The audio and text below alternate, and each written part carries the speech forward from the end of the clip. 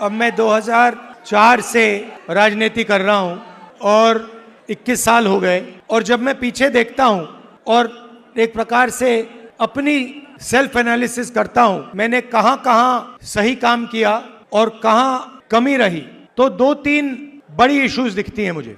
जमीन अधिग्रहण बिल किया, मनरेगा किया, भोजन का अधिकार किया, ट्राइबल बिल, न्यामगिरी की लड़ाई लड़ी, ये काम मैंने सही किया। अगर मैं थोड़ा पीछे को देखता हूं तो मुझे एक बात बिल्कुल क्लियर दिखती है कि एक चीज में मेरी कमी रही थी। क्या थी? जो ओबीसी वर्ग है उसका जिस प्रकार से मुझे प्रोटेक्शन करना था मैंने नहीं किया। मेरी रिग्रेट क्या है कि अगर मुझे आपकी हिस्ट्री के बारे में, आपकी इश्यूज के बारे में थोड़ा सा भी ज्यादा मालूम होता, मैं तभी जाति जनगणना करा देता। वो निकल गया और मैं स्टेज से कह रहा हूं वो गलती है मेरी और इस गलती को मैं ठीक करने जा रहा हूं। देश को चलाता कौन है?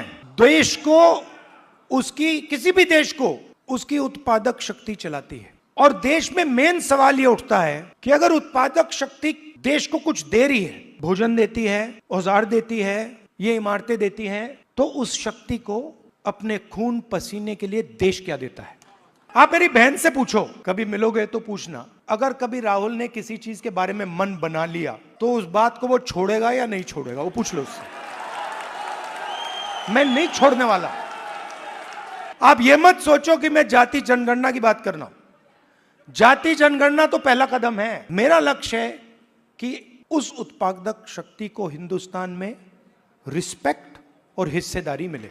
आप राहुल गांधी बोलते रहते हो, मगर राहुल गांधी, आपकी शक्ति के बिना राहुल गांधी कुछ नहीं है।